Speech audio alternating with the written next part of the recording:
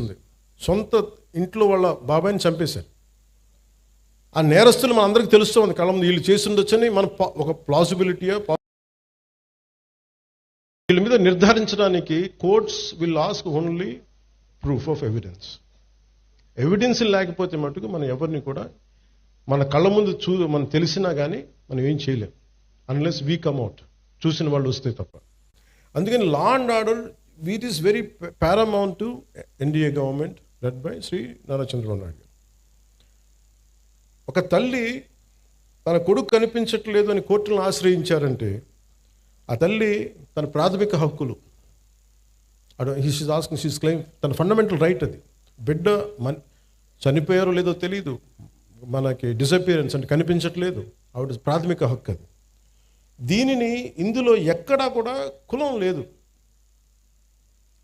క్రిమినల్ని చట్టం ఎలా చూస్తుంటే రాజ్యాంగం కానీ it has got nothing to do with your caste or your religion or your region. Crime జరిగిందా, ఎవరికి చేశారు, ఇంతకు మించి దాంట్లో కులం అనే ప్రస్తావన ఎక్కడ ఉండదు. This is what fundamental constitutional law or criminal law చెప్పేది. కానీ మీరు ముఖ్యంగా యూత్కి చెప్తా ఉన్నాను, పెద్దలకు కూడా, మీరు కులాల పరిధిలో నుంచి మీరు కుల కోణాల నుంచి మటుకు క్రిమినల్స్ని చూడకండి. ఒక ముగ్గురు ఏడిపించారు ఇక్కడ అరవింద్ గారిని. ఏడిపిస్తే వాళ్ళు ఏ కులం కంటే కూడా they have done a crime of hitting him. You should be looked at that part only. పలానోళ్ళు చేశారు ఇట్లా పెట్టినా కానీ ఇది దాని తాలూకు శాంక్టిటీ, దాని తాలూకు ప్యూరిటీ పోద్ది. కాన్స్టిట్యూషన్ కానీ లా కానీ అలా చూడదు వాటిని. అందుకని ఇలాంటి అంటే మిమ్మల్ని అందరినీ ఎదురుగా పెట్టుకొని మన నేతలందరికీ కూడా చెప్తున్నాను, మీ భావం తెలియజేస్తున్నాను. ఎవరైనా సరే కాస్ట్ క్రిమినల్కి కులం ఉండదు సార్. తప్పు చేసేవాడికి, మానభంగం చేసేవాడికి వాడి కులం ఎందుకు ఉంటుంది? వాడి దగ్గర క్రిమినల్ యాక్టే ఉంది. అలాంటి నీచుడికి, అలాంటి నీచుల్ని మనం వెనకేసుకొస్తే that is showing that particular person's nature. Criminal gangs తోటి ప్రభుత్వాల్ని నడుపుదాం, భయభ్రాంతుల్ని చేసి అధికారుల్ని గుప్పిట్లో పెట్టుకుందాం, లేదంటే మా దగ్గర క్రిమినల్ గ్యాంగ్స్ ఉన్నాయి భవిష్యత్తులో మిమ్మల్ని ఆడుకుంటాం, భయభ్రాంతులను చేస్తే ఇలాంటి ఎందుకు వీళ్ళు తలపైకెక్కి ఆడతారంటే బలం వాళ్ళది కాదు, మనందరి కలెక్టివ్, మన బలహీనత అది. నేను ఈరోజు ఎందుకు వచ్చానంటే ఇది ఒక 3 months బ్యాక్ చెప్పాను ఎస్పీ గారికి, ఐ వాంట్ ఇంటరాక్ట్, ఒక సివిల్ మన సిటిజన్స్ మీటింగ్ పెట్టండి, నేను వస్తాను ఇక్కడ కూర్చోబెట్టి, because I want empower citizens. నా పార్టీని ఎంపవర్ చేయొచ్చు. మీరు కనుక గట్టిగా, ఇప్పుడు మీరే ఇందాకే చెప్పారు పోస్టర్స్ గురించి, మాకు పోస్టర్లు ఎక్కువ అయిపోయినాయి, టూ మచ్. మీరు ఎంత బ్యాలెన్స్గా చెప్పింది ఆవిడ, ఆ పాప. అంటే ఉండొచ్చు కానీ మరి ఇంత మితిమీరా, that is an opinion should be taken, to be taken. అది ఏమవుద్ది ఇలా ఇంటరాక్షన్ వల్ల? నా చుట్టుపక్కల ఉన్న రాజకీయ నాయకులు కూడా అర్థమవుద్ది, ఎమ్మెల్యేస్కి, ఎంపీలకి, అందరికీ అర్థమవుతుంది మనం ఎక్కువ చేయకూడదు. కానీ ఒక కులానికి ఓటింగ్ ప్యాటర్న్ ఉంటుంది, కానీ సివిల్ రైట్స్కి ఓటింగ్ ప్యాటర్న్ ఉండదు. Why don't you become a part of that kind of team? మీ ప్రాథమిక హక్కులు కానీ మీ ఫండమెంటల్ రైట్స్ కానీ ఉల్లంఘన అయితే ఇలాంటి ప్రభుత్వాలు మేము ఎన్నుకోం. You can say it loud. ప్రజలు మారుతారు, పాలకులు మారుతారు. అలాగే మీరు కులాలని తీసుకొచ్చే క్రిమినల్స్కి కులాలను అంటగట్టి పలానా కులం అయితే మేము ఇంకోలా చూస్తాం, ఎక్కడా కూడా ఇది లేదు, రాజ్యాంగంలో ఎక్కడ రాయలేదు. ఇలాంటి క్రిమినల్స్ని వెనకేసుకొచ్చే రాజకీయ నాయకులను ఎవరైనా సరే మీరు ఆమడ దూరంలో పెట్టాల్సిందే, లేదంటే మీ భవిష్యత్తుకి భంగం కలుగుతుంది.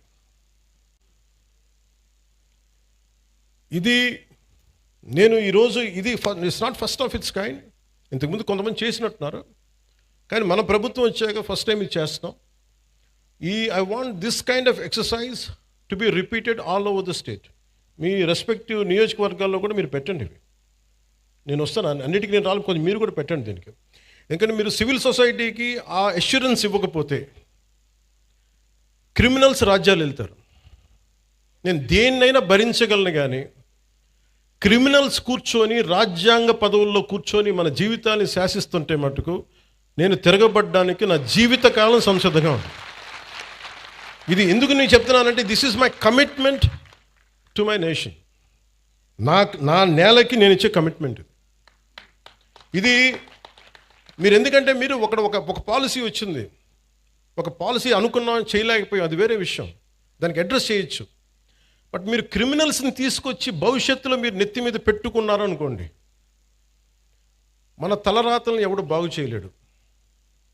వాళ్ళ బలమే కులాల మీద ఆడటం, వాళ్ళ బలమే క్రిమినల్స్ మీద ఆడటం.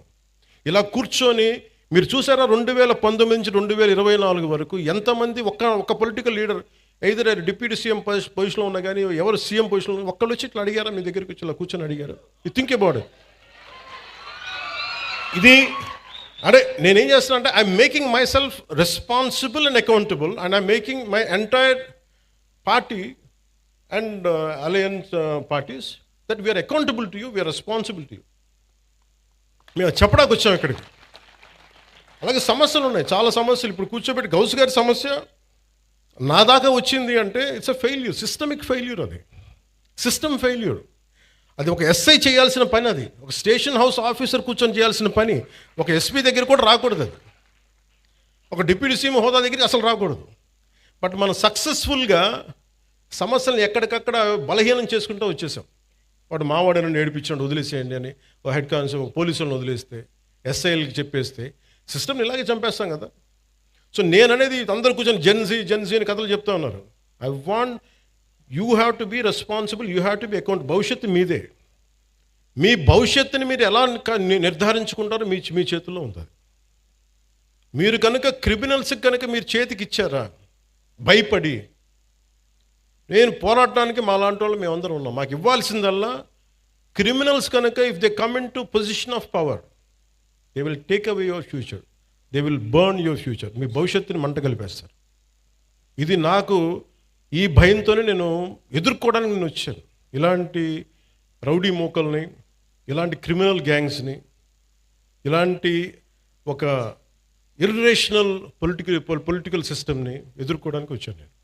నాకు గెలుస్తానో లేదో తెలియదు, మళ్ళీ గెలుస్తానో లేదో తెలియదు, మళ్ళీ ఓడిపోతానో లేదో తెలియదు, నాకు ఇవేం తెలియదు. నాకు ఒక్కటే తెలుసు, మీకోసం పోట్లాడగలను జీవితకాలం, అదొకటి తెలుసు.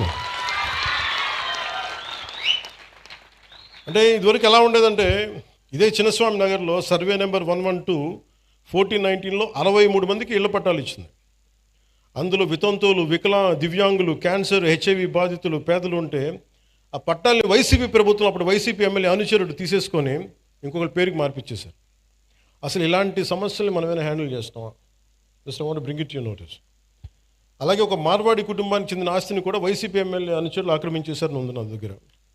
వాళ్ళు పోరాడలేక మార్వాడి కుటుంబం కాకినాడ వదిలేసి వెళ్ళిపోయి వేరే ప్రాంతంలో వ్యాపారం చేసుకుంటున్నారు.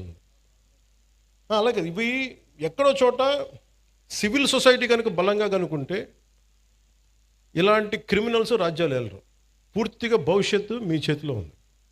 అందుకని I'm always in your service. అలాగే ఇక్కడ చెప్పిన యువతకు కూడా మీ భవిష్యత్తు ఉపాధి అవకాశాలన్నిటి కోసం as I promised you, will go for a convention, will conduct a convention very soon.